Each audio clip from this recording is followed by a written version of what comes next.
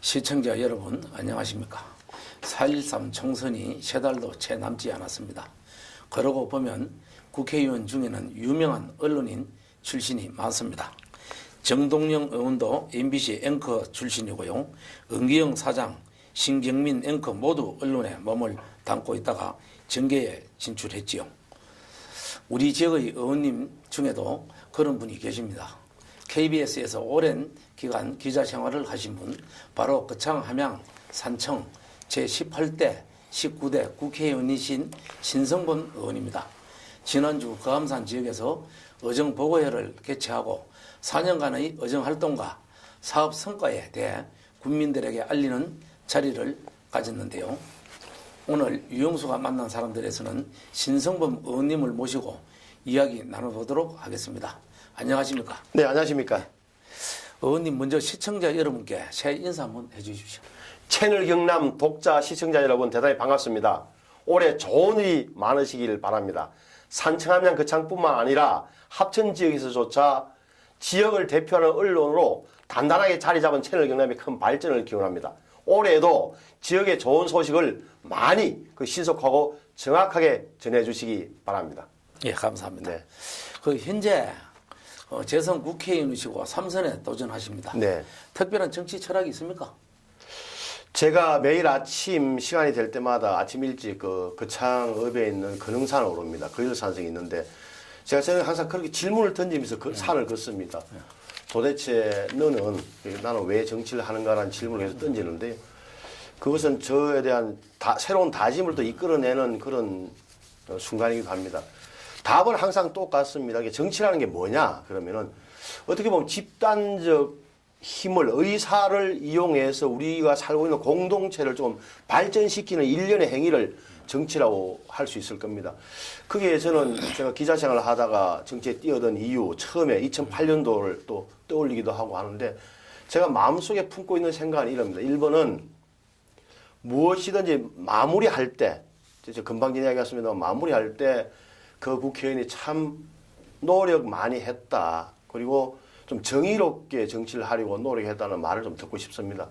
그래서 저는 좀 깨끗한 정치인, 그리고 필요할 때는 우리 여당과 여권에 대해서도 할 말하는 소신 있는 정치인, 그리고 무엇보다 좀 선이 굵은 뚝심 있는 정치인이었다는 그런 소리를 듣기 위해서 노력하자라고 하고 있고요.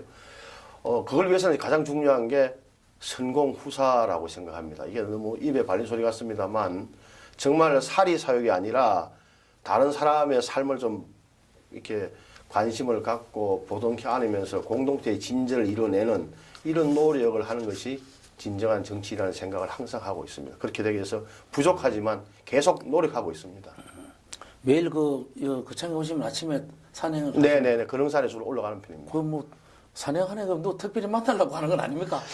아니죠. 이게 사실은 정치인들에게 필요한 것 중에 하나가 사실 홀로 있는 시간입니다. 그 생각을 정리하면서 자기의 내면을 다지는 그런 과정이 꼭 필요한 것 같아서 저는 또 산을 좋아하고 거기서 좀 생각도 정리할게요. 산에 자주 올라가는 편입니다. 솔직하게 본인이 생각하는 장단점은 무엇입니까?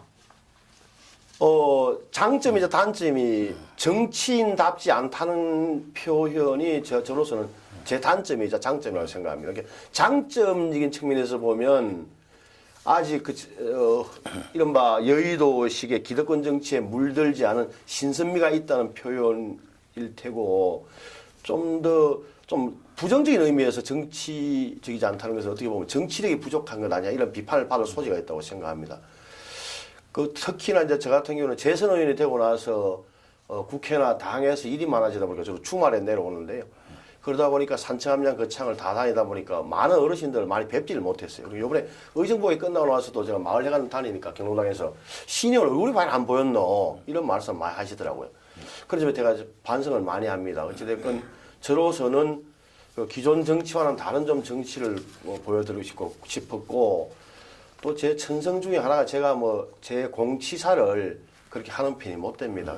열심히 하면 알아주겠거니 하는 생각에 그런 PR이랄까 광고를 많이 못했는데 그런 점 때문에 일부 주민들께서는 조금 좀 약간 낯설어 하시는 기색이 있더라고요. 그래서 삼선이 되면은 그런 작은 하나하나까지도 유권자 입장에서 좀 갖다가 설명해드리는 이런 그런 적극성이 필요한 건 아니냐 하는 반성을 지금 하고 있습니다. 근데 뭐 가장기로 다니 보면은 네. 지역 주민들이 신이 너 와 그래 안 보이노 이 소리 많이 안 합니까? 그러니까요. 그런 이야기 들을 때마다 아이고 이게 참 좀 그렇구나. 제 뭐 핑계 댈 이유는 없죠. 제가 뭐 그런 나머지 나 핑계고 제가 좀 그런 면에 좀 등한히 했던 데 대해서는 제가 반성을 하고 있습니다. 우리가 제가 뭐 가게 조그마한 지방에서 그 군의원 조금 해봤지만 가장 만나면은 아이고 유인들 와 그래 안 보이노. 근데 그 소리 이제 많이 아니 이제 들었죠. 그런 차이는 있거든요. 예를 들어서 저 뭐 우리 의장님이 회장님이 군의회 부의장까지 하신 이제 지방의원 출신이지만 사실 지방의원은 굉장히 매일의 생활이 주민들하고 이렇게 호흡을 같이 하시잖아요. 근데 국회의원은 어차피 본인의 역할 자체는 중앙 무대에서 우리 산청하며 거창을 정치적으로 대변하는 역할이란 말이에요. 그렇죠. 어떻게 보면은 또한 국정의 한 주축이고 그러니까 국정 활동을 잘 하는 것이 충실한 것이 오히려 지역 주민들에 대한 도리다라고 그렇게만 생각했던 저 같은 경우가 있는데 같이 겸비해야 되는 게 맞는 건데 그러지 사정상 그러지 못했다는 것을 변명 삼아 말씀드립니다. 예, 잘 알겠습니다. 네, 노력하겠습니다. 그 완공 후 말도 많았던 광주 대구 고속도로 네. 확장 공사가 완공되어 시원하게 뚫렸습니다. 예산 확보에 어떤 역할을 하셨습니까? 또 박근혜 대통령까지 함양 산산골 휴게소까지 오시던데 역할이 있으셨다고 들었는데 어떤 일이 있었는지 말씀합니다. 참 이 88 올림픽 고속도로 이게 제가 2008년도에 국회의원이 됐을 때 지역에서 많은 분들이 익혔습니다. 신의원 이 88 고속도로 4차선만 완공하면 당신은 말이야 재선은 따놓은 당상해야 할 정도로 그 지역의 수건 사업이었습니다. 심지어는 그 통행료 반값 인하 운동까지 벌어질 정도였지 않았습니까? 근데 이게 공사가 시작된 게 공사비가 나와서 4차선 확장 공사를 시작한 게 2008년입니다. 제가 당선되고 나서 저도 초년명 시절에 예결위원으로 활동해서 많은 도대체 이걸 그냥 놔둘 거냐 죽음의 고속도로를 그렇게 많이 이야기했습니다. 그는 제공이냐 그거는 그렇게 말씀드릴 수 없습니다. 실시 설계가 된 게 2002년입니다. 이강도 의원 시절이라. 예. 그러니까 이강도 전임 의원하고 거창뿐만 아니라 함양, 고령, 성주 이런 많은 지역의 주민들께서 수군이었어요. 그래서 계속적으로 이제 반영된 끝에 2008년부터 공사가 시작된 겁니다. 7년 2개월 걸렸어요, 공사가. 그래서 작년 2015년 12월에 완공하게 된 겁니다. 그러니까 이거는 한 국회의원의 공이 아닙니다. 지역 주민들의 노력. 저는 그냥 힘을 보탰을 뿐이죠. 국회의원 한 사람으로서. 다만 저는 좀 더 적극적으로 노력했습니다. 왜냐하면은 우리 함양거창이 우리 지역에 있고 가장 그 사고가 많이 난 그런 구간이기 때문에 저는 시간이 닿는 대로 국토교통부와 정부에 대해서 이거는 빨리 완공하는 게 맞다. 대국민 서비스의 하나다. 중앙정부가 해야 될 점을 굉장히 강조했습니다. 그 때문인지는 몰라도 이제 박근혜 정부 들어서갖고 2조 1,400억 원의 총공사비 가운데 60%가 박근혜 정부 들어와서 이제 집행이 된 거예요. 2013, 14, 15, 3년 동안에. 그러니까 처음에 박근혜 대통령께서 준공식에 안 오시겠다는 이야기를 청와대 간부들한테 들었어요. 수석들한테. 그래서 제가 저하고 김학성 한국도로공사 사장이 세 가지를 청와대에 이야기했습니다. 첫째는 아시는 대로 동서화합의 상징이다. 예. 두 번째는 이거는 박근혜 대통령의 임기에 60%의 그 공사비가 투입되었기 때문에 이것은 박근혜 정부의 공이라고 해도 좋다. 세 번째는 박근혜 대통령 임기 안에 이런 큰 SOC 공사가 완공돼서 준공식을 갖는 사례가 없다는 걸 제가 도로공사 확인했어요. 그래서 이게 마지막 조언 행사니까 와주입사. 그래가지고 11월 30일로 예정됐던 준공식 날짜를 12월 22일로 늦춰갖고 대통령이 참석을 했죠. 좀 뒷이야기로는 그때 청와대에서 하는 말이 12월 20일로 늦추면 그러면 그 촌에서 어른들이 많이 참석하실 텐데 그 창이나 함양에서 그럼 어른을 추워서 어떻게 하느냐 그 도로공사에다 이야기를 했더니만 텐트를 치겠습니다. 대형 텐트를 치고 실내 난방을 하는 식으로 해서 그 많은 주민들을 모신 가운데 준공식을 할 수 있었습니다. 그 88 고속도로가요. 네. 돈이 안 내려왔는지 공사가 질질 끌고 가더라고요. 그러니까 해마다 사실 그 2008년도에도 제 기억이 맞다면 1,500억 원. 그 다음에 뭐 1,200억 이런 식이에요. 이렇게 공사구간이 열 몇 개니까 한 공사구간에 공사비가 겨우 해봐야 100억 원 정도 투입되는 거예요. 그 주민들 입장에서는 하다 말고 해서 좀 짜증이 많이 났을 겁니다. 그러더니만은요. 네. 어느 날 갑자기 돈이 많이 내려오더니 그게 2013년 이야기예요. 우리 지금 총선을 대비해가 그래 돈을 많이 내려는 건 아닙니까? 그거는 그 정도로 정치적으로 계산할 사안은 아니었고 이게 어차피 조금씩 그 예산을 투여해봐야 공사 기간만 늘어나기 때문에 이거는 집중해서 완공하는 게 맞다는 나름대로의 정부의 판단이 작용했고 그것을 저희 국회의원들이 저를 포함한 국회의원들이 이야기를 계속하는 거죠. 그 고속도로 잘 뚫려가지고 몰카를 많이 달아가지고 오늘도 방금 걸렸습니다. 아 그래요? 예. 속도를 많이 내지 마세요. 뭐 바쁘게 다니다 보니 그렇습니다. 속도 강이신데. 그 대통령이 그 아무래도 그 오셨다 갔기 때문에 네. 이번 선거에 그래도 많은 좀 영향이 있어 보건데요. 아니 그 정도는 되겠어요. 사실은 또 함양에서 하게 된 이유도 저희들이 따져보니까 2004년도에 올림픽 고속도로 준공식을 할 때 전라도에서 제 기억이 맞다면 그 담양인가 거기서 준공식에 참석하시더라고요. 당시 전두환 대통령. 그래갖고 그러니까 기공식을 예. 그러니까 이번에 준공식은 우리 영남에서 하는 게 맞다. 그럼 영남에서는 어디냐? 함양이 가장 낫다 해가지고 산산골 휴게소라고 왜 예. 함양 수동의 한국하이와 맞은편 예, 그 예. 휴게소를 하게 된 거예요. 예, 그렇습니다. 그 함양 울산간 고속도로는 내년에 우리 지역에 또 착공을 합니까? 예, 합니다. 함양 울산 고속도로가 어디냐면 지곡에서 나와가지고 우리 거창 신원을 지나서 대병, 합천호 이렇게 쭉 연결해가지고 울산까지 가는 건데 그게 한 144km 정도 돼요. 350리라. 그러니까 이 88 올림픽 고속도로 공사고보다 길어요. 예산도 많이 들어가가지고 제 기억이 6조 원 정도 들 겁니다. 근데 이게 지금 현재 어떻게 밀양에서 울산 구간을 먼저 공사를 하고 있어요. 예. 왜 그러냐면 그거는 이제 교통량이 많다는 이유로. 그래서 저와 이홍기 거창 당시 군수, 임창호 함양 군수 등 우리 이쪽 서부 경남 군수들이 정부를 찾아갔어요. 국토교통부와 기획재정부를. 예산을 균등하게 배분해달라. 우리도 동시 착공하게 해달라. 그래서 김학송 그 도로공사 사장도 그렇고 기획재정부에서도 좋다. 뭐 올해 2016년도에는 거창이나 함양 구간에서도 공사를 시작하겠다는 답변을 받아냈습니다. 올해 예산이 220억 원 정도가 이미 확보되어 있습니다. 그래서 올해 공사를 함양이나 거창 구간에서 저 울산 쪽으로 공사를 시작합니다.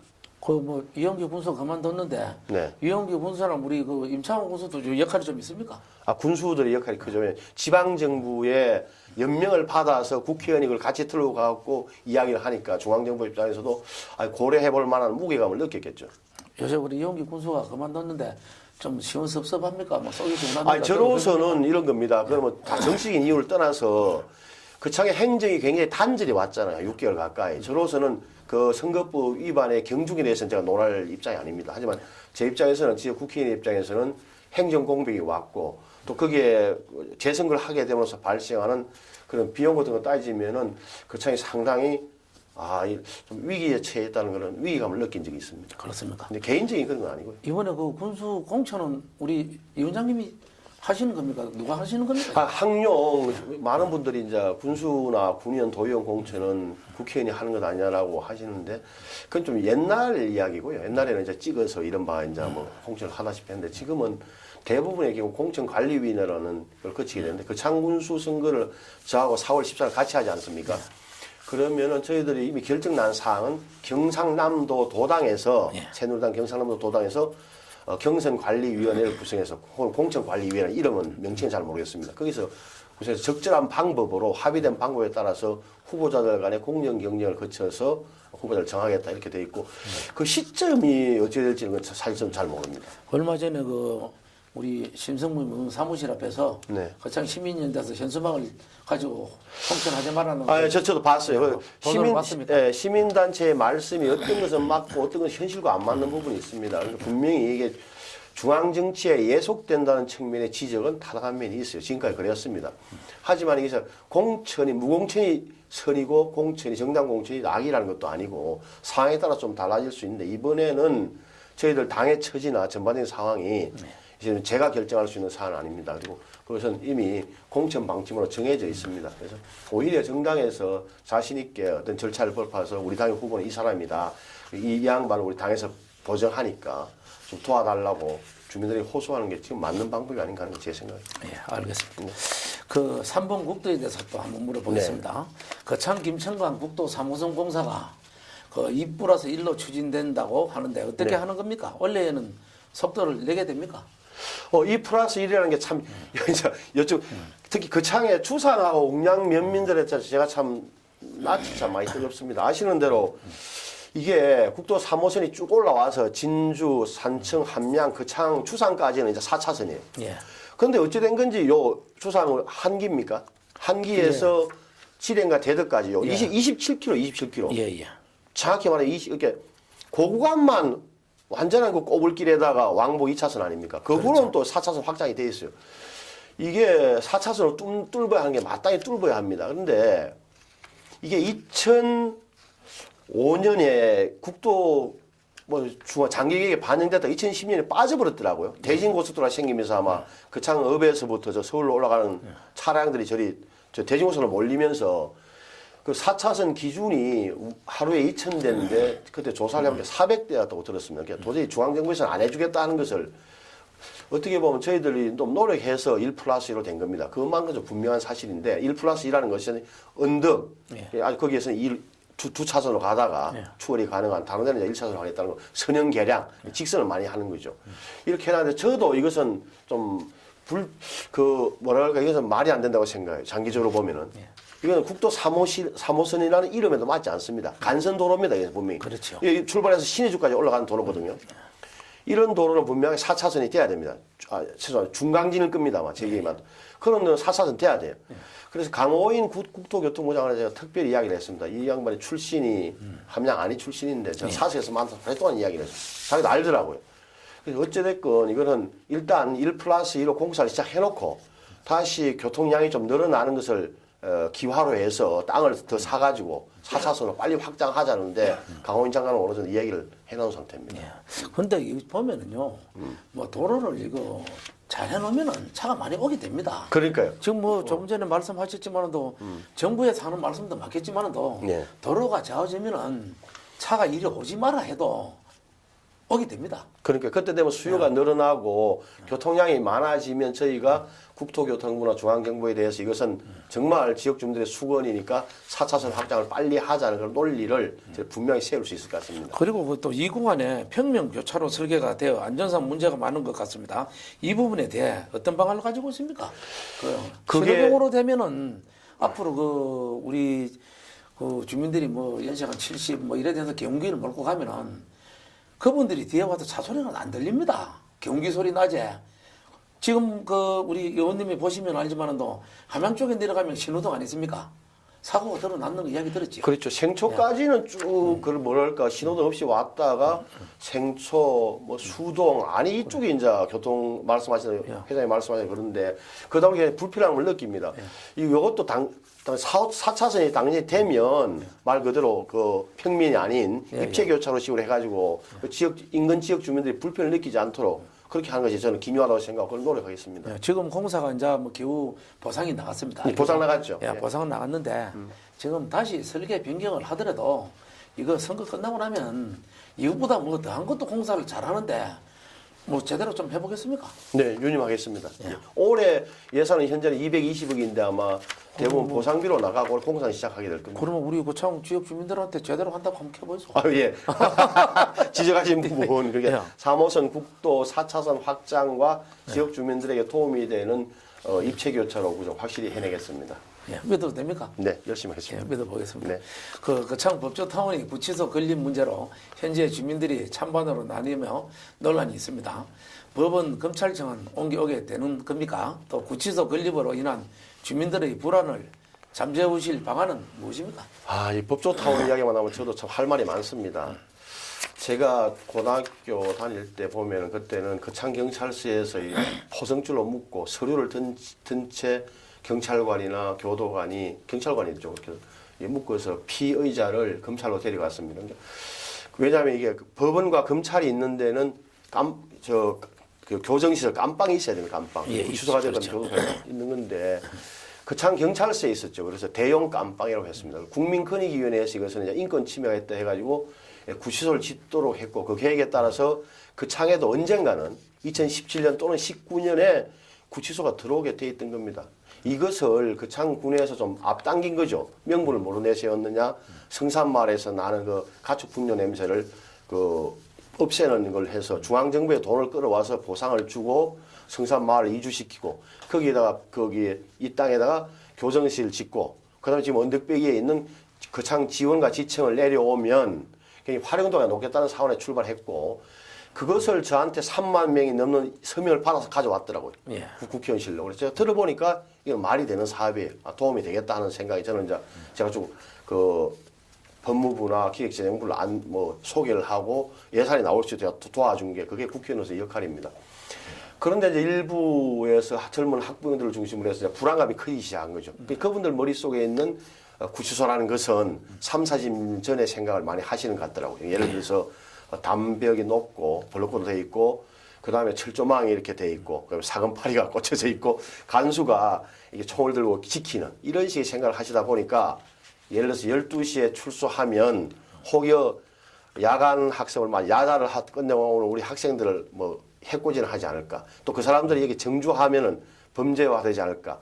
이런 생각들을 많이 하시면서 좀 많이 반대가 생긴 것 같아요. 그래서 저는 좀 안타깝게 생각하는데 저는 그렇게 생각합니다. 이것은 도시가 커가는 과정에서 좀 어떻게 보면 화장실 같은 거다. 화장실은 화장실 같은 거다. 크면은 할 수 없이 냄새도 나고 하지만 필요한 시설이 바로 이런 거고 또 하나는 국가적으로 본다면 이거는 사회 기반 시설로 봐야 됩니다. 저는 이게 교육에 크게 영향을 미치지 않으라고 봅니다만 걱정하시는 학부형들의 그런 걱정도 고려해야 한다고 생각합니다. 제가 안타까웠던 것은 다만 아쉬운 거죠. 행정에서 그 설명을 그 과정을 조금 매끄럽게 처리하지 못했다는 부분입니다. 그런데 현재 지금 그렇다고 해서 이것을 다시 사업을 되돌리거나 할 수 있는 상황은 아닌 것 같아요. 제가 들어보니까 이미 업체가 선정됐고 또 펜스를 치고 공사를 시작했다는 걸 들었습니다. 보상비도 200원 정도 이미 집행이 됐다고 들었고요. 이런 상황에서 다시 과연 장수진이 가능할까 저는 개인적으로 그런 생각을 하게 됩니다. 그래서 이건 어차피 새로운 군수님이 이제 당선되고 나면 다시 법무부와 어떤 이야기를 하겠죠. 하지만 저는 지역국회의원으로서는 한 1,760억 원 가까운 그런 예산이 투입되는 대규모 사업이고 또 상당한 200여 명 가까운 그 교정 공무원들이 들어오고 가족들끼리 친다면 또한 그런 경제적으로 장기적으로 보면 그것은 거창에 도움이 된다고 생각하고 이 부분에 대한 판단은 좀 짓고 나서 몇 년간 있어야 된다고 생각합니다. 그때 제가 비판을 받든지 아마 할 텐데 다만 제가 한마디만 더 말씀드리면 이것을 공사를 시작하게 되면은 여기 어느 정도 진행이 되고 나서는 제가 할 일이 또 있어요. 그거는 중앙정부에다가 이 정도 공사를 잘 하고 있으니 이것을 반대 급부를 중앙정부에서 그 장군에 내려보내야 된다는 이야기를 분명히 해야 됩니다.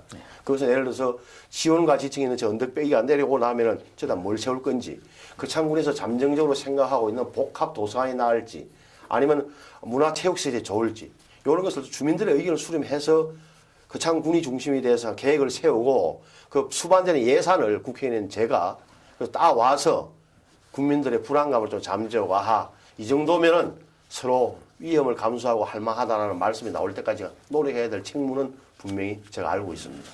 대구 이런 불안 그런 이야기 많이 나오는데 혹시 지금 현재 경찰서가 우리 군청 옆에 있잖아요. 네. 근데 경찰서가 그런 쪽으로 또 가는 방안도 혹시 이론적으로 이제 가능하다고 봐요. 그런데 그건 경찰청이나 행정자치부가 상의해봐야 되겠지만 저도 이제 타진을 해보니까 지은 지 몇 년 안 된 건물 이런 기준이 있더라고요. 그렇죠. 그래서 경찰서 옮겨가야 되면 금상첨화죠. 물론 강남 쪽에 천혜 지역에서는 경찰서를 아마 강남 지역으로 옮겨달라는 요구도 있는 것으로 아는데 그 경찰서가 됐건 뭐가 되든 주민의 불안을 좀 해소할 수 있는 거 파출소를 많이 설치한다든지 중에 CCTV를 한다든지 다만 하나 말씀드리는 것은 우리가 알고 있는 법조타운은 어떤 개념이냐 하면은 현재 현대아파트 104동 뒤쪽에서 앞에 법원과 검찰이 들어서고 그 뒤에 구치소가 들어선단 말이에요. 1층, 4층 높이로. 그러니까 어떻게 보면 앞에 쿠션 역할을 하게 돼요. 검찰청과 법원이 들어서서 청사들이. 그래서 크게 많이 들어서는 공사를 보시면 주민들도 크게 걱정하시지 않을 것이다라는 생각은 제가 하고 있습니다. 네. 성산마을 쪽에 공사 한참 하고 있는 거 한번 보셨습니까? 네, 저도 건흥산에 올라가서 한번 내려다 보았어요. 근데 보통 우리 집을 짓다 보면은 설계하고 시작하면 공사 반천했다 그러는데 네. 거의 반천했다 해도 과연 아니겠죠? 네, 그렇습니다. 지금 저 장소를 어디로 옮기고 이럴 건 할 수 없는 일아니에요. 현실적으로 어려울 뿐만 아니라 이미 행정, 그러니까 중앙정부인 법무부와 지방행정주체인 그 장군 간의 행정 행위가 상당 부분 그거는 완료된 것으로 저는 듣고 있습니다. 그렇죠. 네. 함양의 서상 상남리 이런에 세워지고 있는 가축 유전자원 시험장은 계획대로 진행되고 있습니까? 네, 그 가축 유전자원 시험장은 국립입니다. 그러니까 농림축산식품부 산하에 있는 농촌진흥청 소속 국가연구기관인데 현재 어디냐면 그 남원 운봉에 있어, 운봉. 예. 근데 운봉이라는 데가 아시는 대로 사람들이 많이 다니고 관광객이 늘어나다 보니까 청정을 유지해야 되는데 유전자원을 보호하기 위해서는 그게 안 되니까 옮기려고 했다가 그창 카북하고 예. 그 함양 서상 쪽하고 했는데 함양 서상 쪽으로 결정이 된 거예요. 청정지역이라 그래가지고 그게 옮겨오게 되는데 이 올해 예산에 한 270원 정도가 돼 있거든요. 예. 여기가 중요한 이유가 훌륭한 인적 자원이 많아요. 정원 46명 가운데 박사, 석사라는 이런 고급 인력들이 많습니다. 그리고 행정 지원 인력들이 있고 그리고 한우, 흑염소, 닭, 그리고 생축도 한 4,000마리가 있기 때문에 유전자원을 연구한단 말이에요. 이게 2017년도 내년에 그 서상에 들어서게 되면은 그 함양뿐만 아니라 거창, 산청 요 지역 전체가 축산에 큰 도움이 될 겁니다. 가장 근접한 지역에 가장 최고의 유전자원을 가진 사람들이 있고 또 인적 자원이 있기 때문에 우리 지역의 축산 발전에 도움이 되리라고 기대를 하고 있습니다. 예, 산청 거점학교 추진에 주민들의 관심이 모아지고 있습니다. 교문이 간사로 계시면서 역할을 하신 것으로 아는데 어떻게 추진된 것입니까? 또 학교 건립에 많은 예산이 투입되고 인센티브도 있다고 하는데 얼마나 됩니까? 그 거점 학교라는 게 아시는 대로 소규모 학교를 통합하자 이거죠. 통합하자. 그게 학생 수가 10명인데 뭐 선생님도 한 7, 8명 되고 행정지원까지 치면은 학생 수와 교직 수가 비슷한 이런 학교가 있으니까 이것을 통폐합해야 되는 거 아니냐는 논의가 나왔는데 일부에서는 그 학부모들이나 동문회에서는 반대하죠. 근데 그래서 찬성 투표를 하도록 되어 있단 말이에요. 찬반 투표를 물어서 하도록 되어 있는데 산청에서는 이제 그 중학교, 고등학교를 특히 북부 지역에서는 통합하기로 주민들의 의견이 모아졌어요. 찬성표가 아주 75% 이상이 나왔어요. 그래서 80% 돼 있는 거죠. 예, 중학교는 75%가 기준이거든요. 예. 75%를 넘으면 하는 거고 안 되면 이제 못 하는 건데 북부 지역에서 그러니까 북부라 하면 산청, 생초, 경호, 예. 그럼 신등, 차왕, 그 산청중학 차왕 분교 이렇게 5개 중학교가 합해서 현재 산청읍에 있는 산청중학교로 합쳐지고 또한 여기 이제 고등학교는 산청고등학교, 생초고등학교, 신등고등학교 또 경호고등학교 4개 고등학교가 현재 산청읍에 있는 산청고등학교 합쳐지는 거예요. 여기 확정이 되는데 돈이 많이 들어갑니다. 왜냐하면 학교 건물을 또 곧 넓혀야 될 거 아닙니까? 학생 수가 늘어나니까 기숙사도 지어야 되고 돈이 2개 중고등학교를 합치니까 503억 원이 들어가요. 예. 근데 그걸 산청군에서 들고 왔더라고요, 저한테. 그 경남 교육청을 거쳐갖고 해서 교육부에 이야기하니까 아이고 이렇게 500원 이상을 준 적이 없습니다.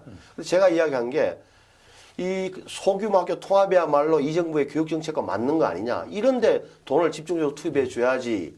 라고 주장을 굉장히 강하게 했어요. 그 덕분인지는 몰라도 503억 원이 그대로 반영됐고 인센티브를 해가지고 학교가 없어지기 때문에 한 50억, 한 60억씩 나와요. 그 합하니까 610억 원이에요.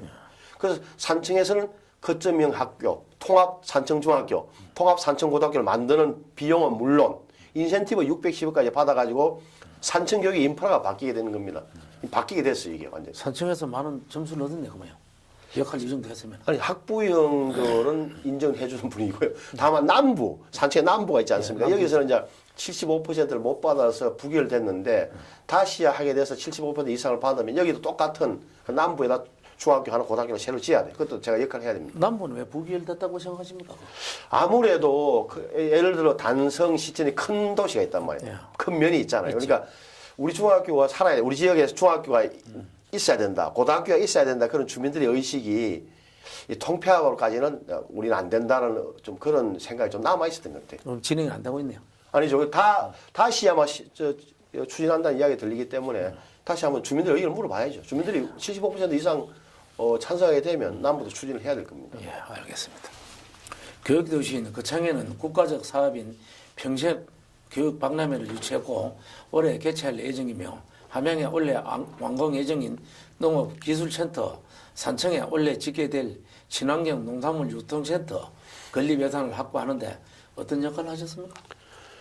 그 거창 평생 교육 박람회는 상당히 중요합니다. 왜 중요하냐면 기억하실는지 모르는데 한 2년 전인가요? 그때 KBS 1텔레비전에서 할머니는 1학년 프로그램 방송돼 있어요. 뭐냐면 우리 왜 마리하고 풍계지역이라든지 저쪽에 월천 지역에 글을 모르시는 어머니들 80대 되신 어머니들께서 이제 글을 배우시거든요. 한글을. 예. 그래서 편지를 쓰시고 하는 게 방송이 됐어요. 네. 그걸 문해사업이라 그러는데 평생교육의 큰 주제예요. 그래서 당시 정홍 국무총리 초대를 받아가지고 그 자기 할머니들이 한 30몇 분이 서울에 오셨어요. 예. 총리님하고 밥 식사도 하시고 했는데 이게 아주 인기를 끌었어요. 그 창이 평생학습을 잘한다. 그래서 평생 교육 박람회를 올해 제가 노력을 해갖고 유치를 돼서 군청에서 했는데 옆에 도운 거죠. 그게 되면 이제 그 창이 명실상부하게 평생 교육에 관한 지방자치단체 중에서 전국에서 최고 잘하는 곳이라는 아마 그런 명칭을 얻게 될 겁니다. 말씀하신 이제 함양 농업기술센터의 경우 그 창에는 농업기술센터가 있습니다만 함양에 있다가 좀 동떨어지 시내에 있었는데 이것을 저 남산 쪽으로 쓰레기 매립장 쪽으로 해서 크게 짓는 겁니다. 예산이 한 160억 정도 투입되는데 국비가 한 46억 들어갑니다.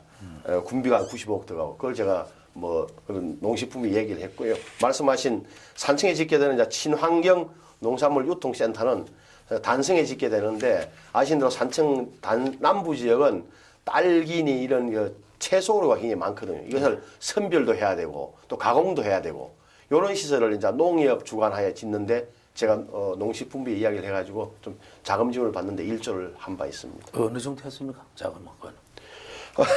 50억 원이죠. 50억. 예, 예.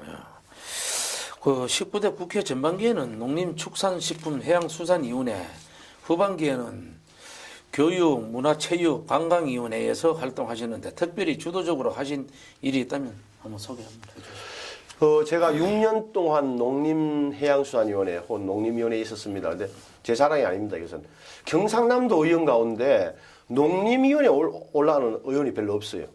저도 사실 18대 당선됐을 때 당에서는 뭐냐면 기자 출신이니까 그 문방위원회, 문화방송위원회 가라 그러더라고요. 저는 그건 아니다. 거기 가봐야 6시 내 고향이나 좀 뭐 전국 노래자랑 또 좀 더 유치하는 것 외에는 지역에 도움이 안 된다. 우리 지역은 농촌 도시다. 이렇게 해가지고 농림위를 가서 제가 6년 동안 19대 전반기가 6년 동안 했습니다.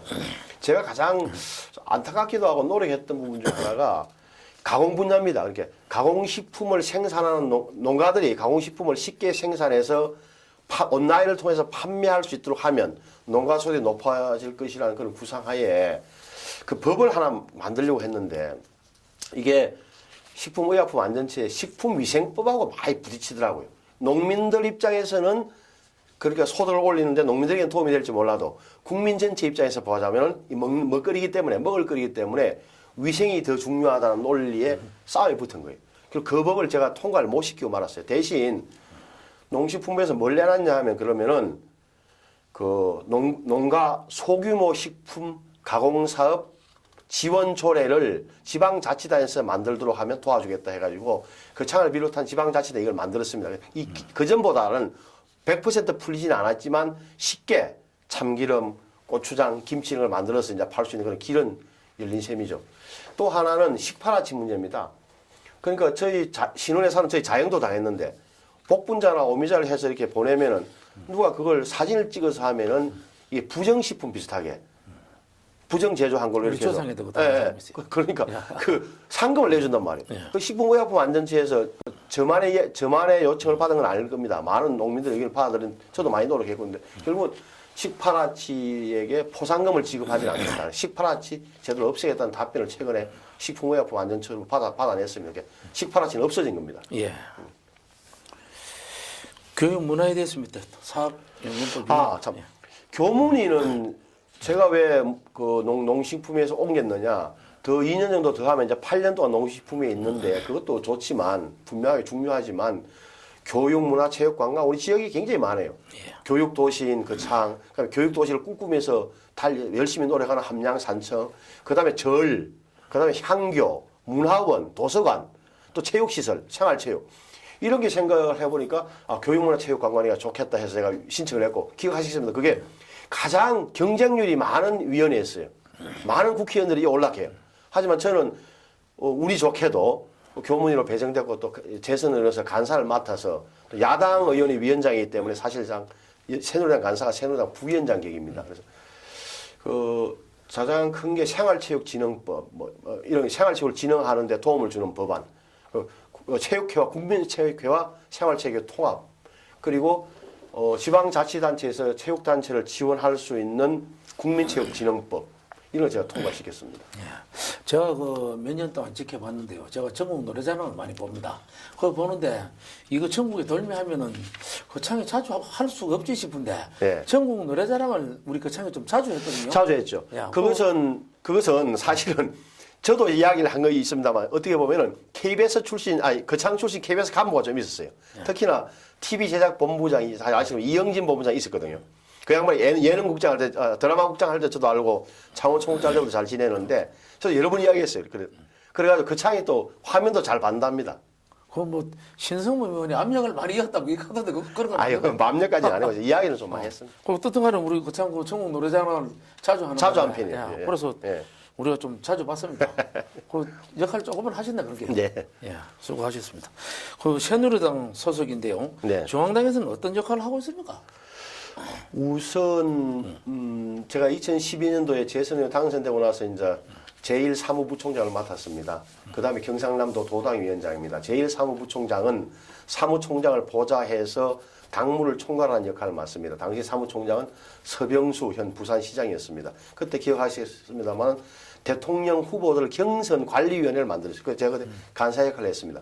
그때 박근혜 기억하시겠습니다만은 그 김문수, 김태호, 임태희 이런 분들 나와서 경선했잖아요. 그걸 관리를 했죠.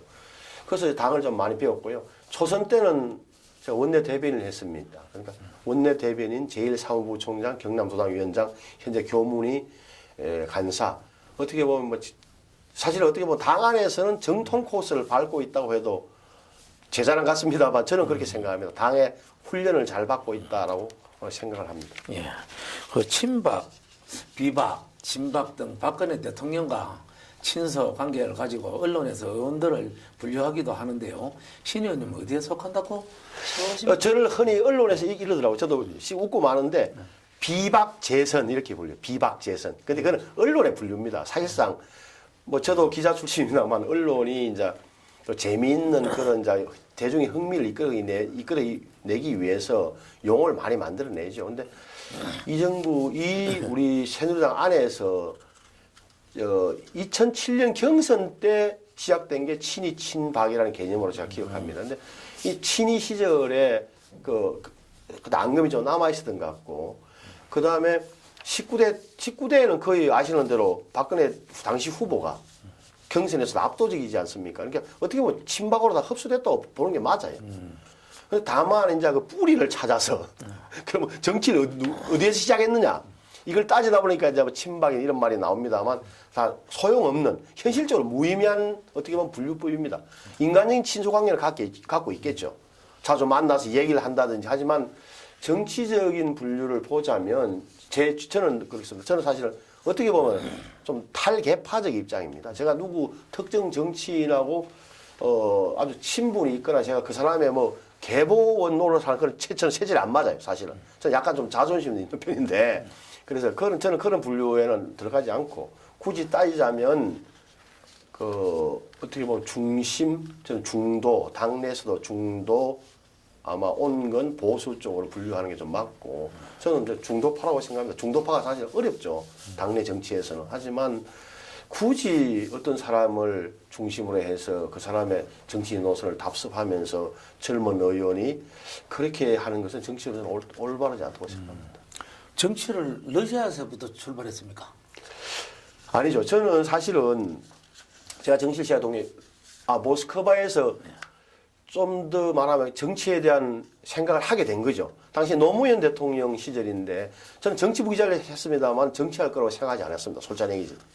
그때도 이야기는 좀 있었어요. 하지만 저는 기자로서 대성하겠다는 생각을 했는데 모스크바에 나가 있을 때 뵈니까 그때 노무현 대통령 시절인데 나라가 너무 많이 갈라지더라고요. 이념적으로, 세대적으로, 지역적으로. 이런 식으로 가면은 대한민국이 안 되겠다. 또 밖에 나가 있으면 왜 대한민국을 쳐다보면 애국자 된다 그러잖아요. 그러니까 차라리 내가 한번 해볼까 하는 생각을 갖고 사실 들어온 거예요. 어떻게 보면 그때 이제 정치 바람이 든 거죠. 기자로서. 들어와서 보니까 그때 2007년 8월인데 당시 한나라의 경선이 진행 중이었고 제 입장에서는 그게 뭐 이명박 후보가 됐건 박근혜 후보가 됐건 누구든지 됐건 간에 보수 정권을 탄생시키는 게 나라의 발전에 도움이 된다는 생각을 했기 때문에 가만히 있다가 제가 이명박 정부가 탄생하고 나서 2008년 1월 말에 이 기자생활을 더 이상 못하겠다 이런 생각을 갖고 있다면 정치 꿈이 있다면 이것은 잘못하는 거다라는 생각에서 사표를 냈던 게 2008년 1월이죠. 1월 말. 공천을 뭐 약속받고 낸 건 아니에요? 아닙니다. 아닙니다. 그거는 뭐 그때 사실은 저는 약간 무모한 측면이 있어요. 지금처럼 만약에 제가 정치로 생각을 했다면 감히 그렇게 KBS라는 괜찮은 직장에 사표를 낼 수 있을까 하는 생각을 합니다. 사표는 내고 뭐 하여튼 정치. 예. 그런데 그 이야기를 들어보면은 이강도 의원 시절에 네.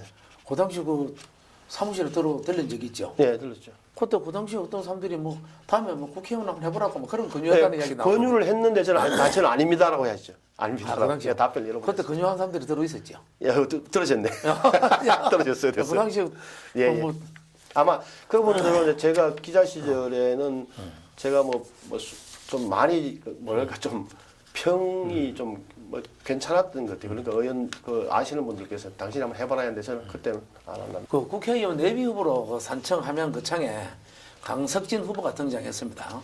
강석진 후보는 2012년 선거에 패배한 후 2013년 최경환 원내대표 비서실장으로 갈 때 이 지역에서 다시는 출마하지 않겠다는 말을 한 적이 없다고 하는데 진실이 무엇입니까? 당시 무슨 일이 있었던 뭐 약속이 있습니까? 아니, 그 답변을 그건 제가 뭐 드리지 않는 게 좋을 것 같습니다. 다만 사실이고요, 그건 팩트입니다. 더 이상 말씀드리지 않겠습니다. 그 뭐 내용 하실 말씀 없습니까? 네, 없습니다. 예.